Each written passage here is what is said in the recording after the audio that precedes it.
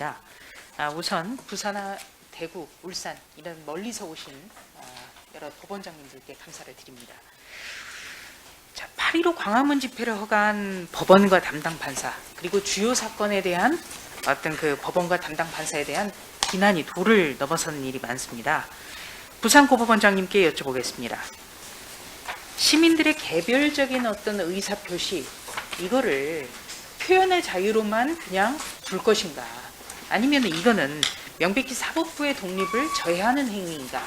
여기에 대해서 우리가 좀 생각을 해봐야 될 것 같은데요. 어떻게 생각하십니까?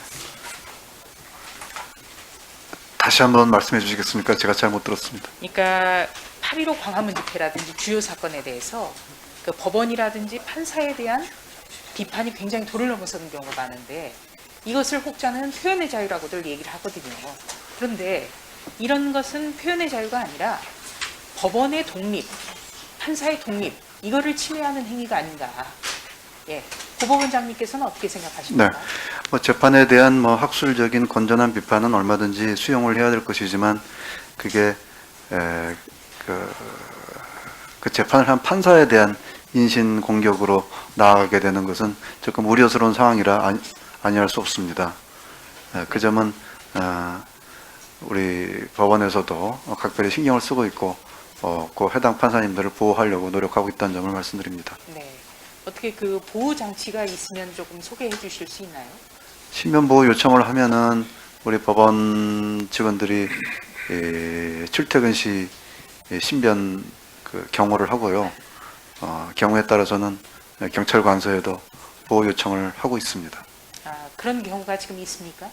올 들어서 있었습니까? 우리 부산고등 관내에는 없는 것으로 알고 있습니다. 다행입니다만 그런 일도 지금 강구를 하고 계신다는 말씀이시죠? 네.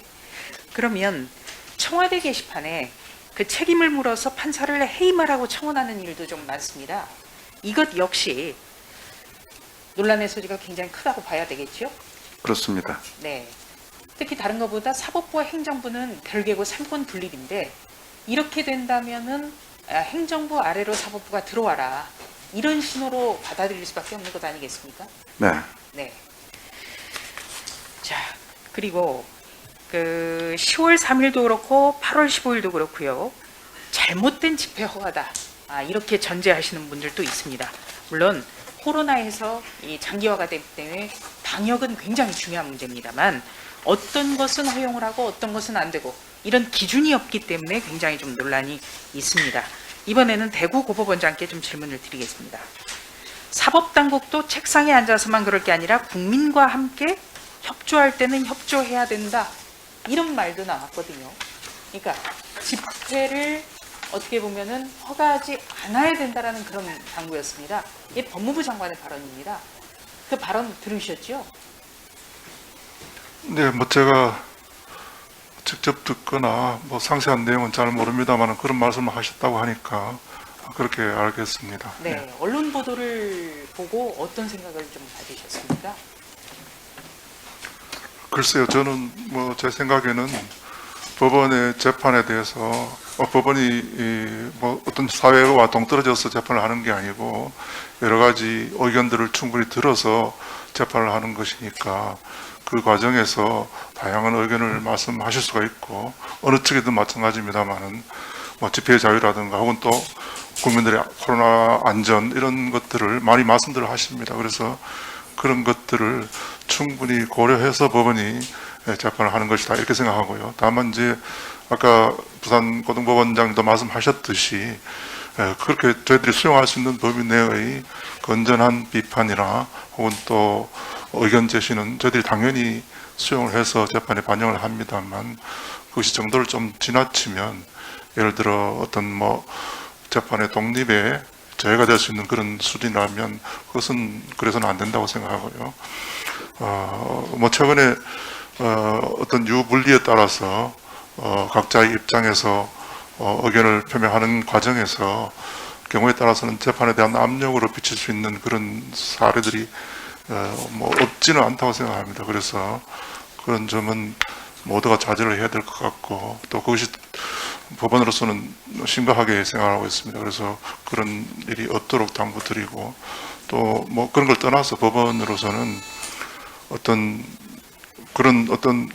거기에 구애받지 않고 흔들리지 않고 꿋꿋하게 중심을 잡고 오로지 법과 양심에 의지해서 그렇게 잘 판단할 그런 각오를 가지고 있습니다. 그래서 그런 점에 대해서는 뭐 이렇게 하니까 법원이 뭐 혹시 흔들리지 않겠느냐, 뭐 혹시 뭐 잘못 판단하지 않겠느냐, 그런 걱정은 안 하셔도 되겠다, 이런 말씀을 이 자리에서 드립니다. 예.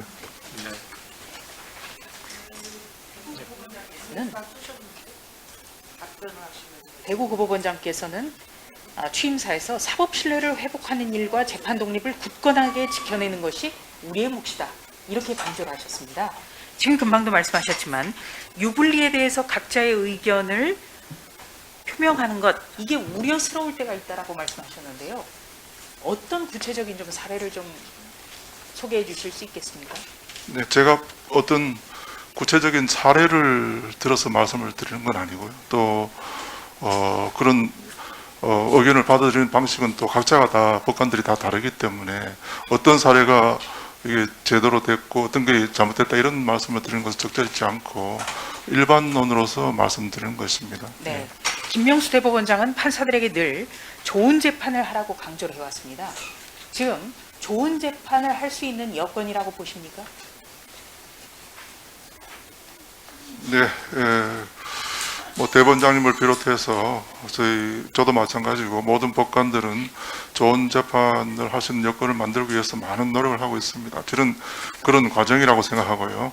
어쨌든 좋은 재판이라고 하는 것은 꼭 좋은 여건에서만 할 수 있는 것은 아니고, 뭐 어떤 여건이든지 간에 법관들은 그걸 다 감수를 하고 이겨내고 재판을 하는 것이니까요.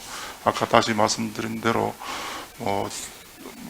법관들을 믿어주시고 재판을 잘할 것이다, 그렇게 공정한 재판, 또 올바른 재판 잘해라, 이렇게 격려해 주시면 감사하겠습니다. 네, 수고하셨습니다. 다음은 존경하는 송기